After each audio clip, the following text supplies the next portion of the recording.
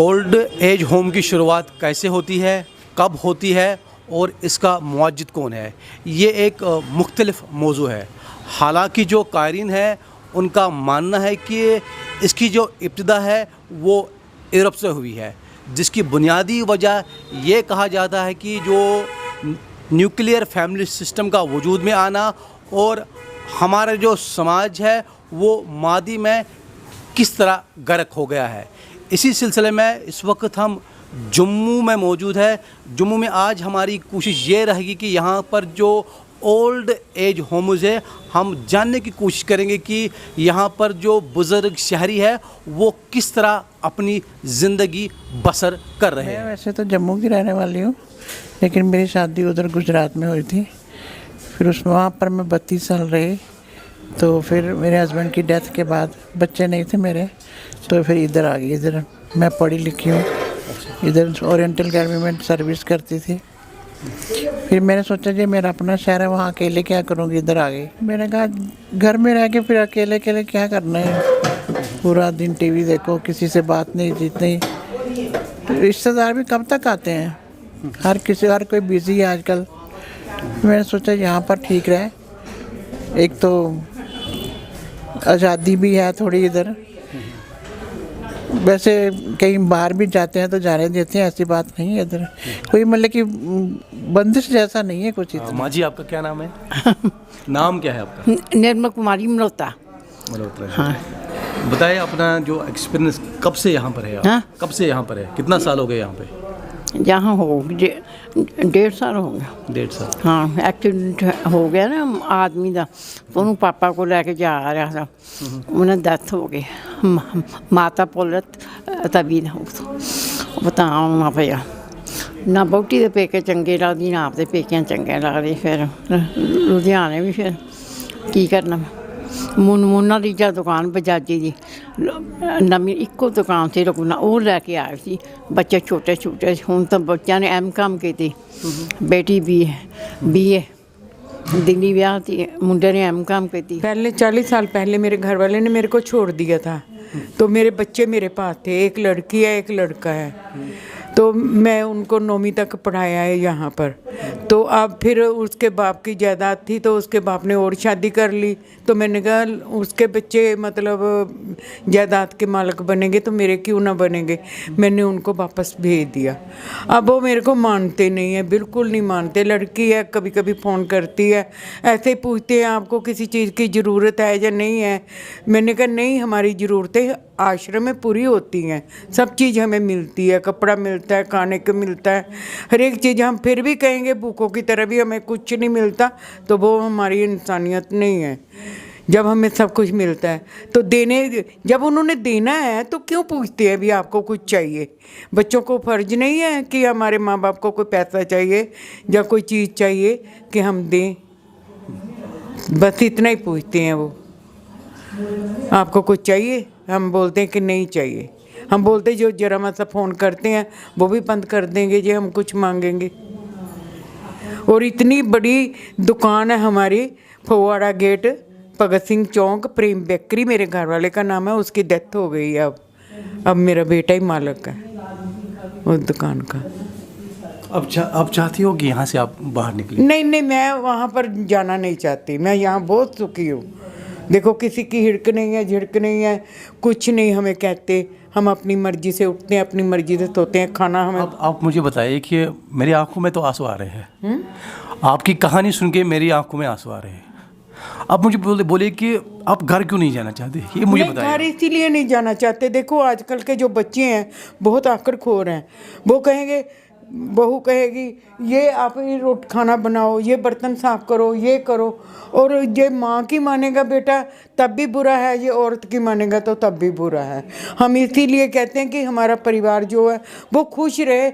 हम जो मुसीबत में पड़े हैं, हमारे मुकद्दर में लिखा हुआ है ये मुसीबत, उनका कोई दोष नहीं है, तो हम मतलब भुगत लेंगे। बच्चों को तंग नहीं करें। ये एक माँ ही कर सकती है। बच्चों को तंग नहीं करें। ये एक माँ ही कर सकती है, कोई नहीं कर सकता दुनिया में। माँ के सिवा इस तरह की कुर्बानी कोई नहीं दे सकता।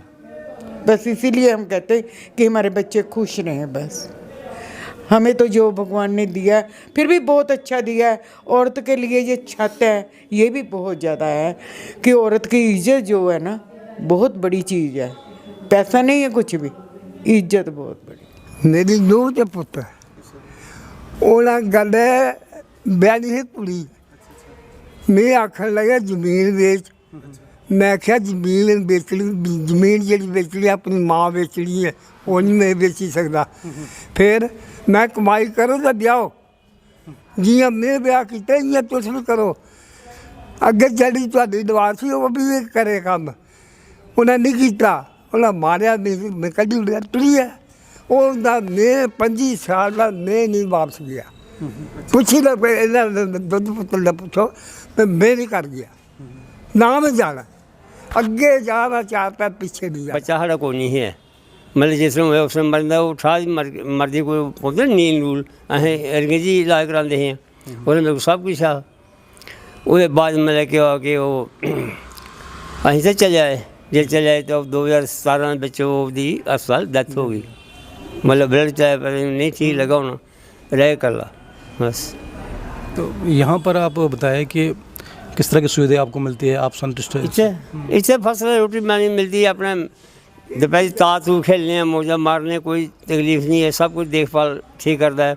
प्रीतम बाबू 12-14 बारी दिन आंदा शामी आंदा पा लांदा है। सैड साहब वो भी अच्छा बर्ताव करता है, बस सब ठीक। फॉर एज एंड इन्फॉर्म जो कि पॉपुलरली नोन एज वृद्धाश्रम इन जम्मू, ये स्टैब्लिश हुआ था जून 1964 को और फरवरी 1965 में यह रजिस्टर हुआ है as NGO society, register society under JNK act of registration. तो इसके मुताबिक हम उन लोगों को रखते हैं जिनकी कम से कम एज जो है मिनिमम 60 ईयर और अबव, और वो एक पहली कैटेगरी है जिनका कोई लुक आफ्टर करने वाला नहीं, अपने सोर्सेज नहीं। वो दूसरे हम हर चीज़ प्रोवाइड कर रहे हैं, मटीरियलिस्टिक रिक्वायरमेंट पूरी फुल कर रहे हैं, मेडिकल केयर पूरी दे रहे हैं। यहाँ डॉक्टर सरकार की तरफ से डॉक्टर आता है हर मंडे को, विद द इंस्ट्रक्शन उनको है कि अगर कोई ज़रूरत हो तो medical college head of department director health services को अप्रोच करके डिफरेंट फील्ड के जो स्पेशलिटीज़ के हैं उनको भी डॉक्टरों को यहाँ लाया जा सकता है उनकी रिक्वेस्ट पर। लोगों की डोनेशन से ही मेनली चलता है। जैसे मैंने पहले भी कहा, शायद ये है कि हर एक संस्था ने लाइक के बिज़नेस अपना गुडविल इस्टेब्लिश करना पड़ता है। गुडविल इस्टेब्लिश हो जाए तो फिर डोनेशन लोगों की मिल ही जाती है। ये मानना है कि यहाँ हम सब कुछ इनको दे रहे हैं जो ज़रूरत ज़िंदगी है। इनको रहता है जो है यही है कि इमोशनल टच, वो घर वाले जो छोड़ जाते हैं आते नहीं है, कई बार तो छोड़, बल्कि लड़के तो आते हैं, लड़कियाँ ही छोड़ के जाती हैं नॉर्मली। तो वो इनको वही रहता है कि बातचीत करने, आपस में भी डिफरेंट बैकग्राउंड से आएँ तो इतना तालमेल नहीं जितना होना चाहिए। कोशिश तो हमारी रहती है, उसके बावजूद हम इस सफ़ीर में इतने कामयाब नहीं हो सके। तो हमारा यही कहना है कि अगर जो लोग जिनको टाइम है थोड़ा बहुत अपनी कन्वीनियंस के मुताबिक तशरीफ़ लाएँ और इनसे इंटरेक्ट करें। यहाँ जो भी डोनेशन है like other charitable institution, government of India के इनकम टैक्स एक्ट में under section 80G sub section 5 उसमें 50% of the donation direct income से कम हो जाती है। तो जो भी आप यहाँ कंट्रीब्यूट करेंगे उसका आपको भी थोड़ा बहुत बेनिफिट हो जाएगा। तो हमारा ये है कि हमारी कोशिश तो रहती है कि फर्दर जितनी भी इम्प्रूवमेंट हो सके करें in the living condition of the inmates as per functioning of the home. तो that will be contributing effect to that. किस्मत और हालात के शिकार इन बुज़ुर्गों की कहानी जब हमने सुनी तो हमारी आंखें भी आबदीदा हो गई है। ये उन बुज़ुर्गों की कहानी है जो हालात के मारे हुए यहाँ पर पहुँचे हुए हैं। कुछ तो हालात के सबब यहाँ पहुँचे, कुछ को अपनी औलाद ही यहाँ पर छोड़ के चले गए। लेकिन तलख़ हकीकत ये भी है कि इन बुज़ुर्गों के दिलों पे जो ज़ख्म लगे हैं वो भरेंगे तो नहीं, अलबत्ता ये कोशिश ज़रूर इन संस्थाओं की ये है कि उनसे थोड़ा वो कम हो जाए। जहां आज के प्रोग्राम में इतना ही। आप देखते रहे JK UT न्यूज़।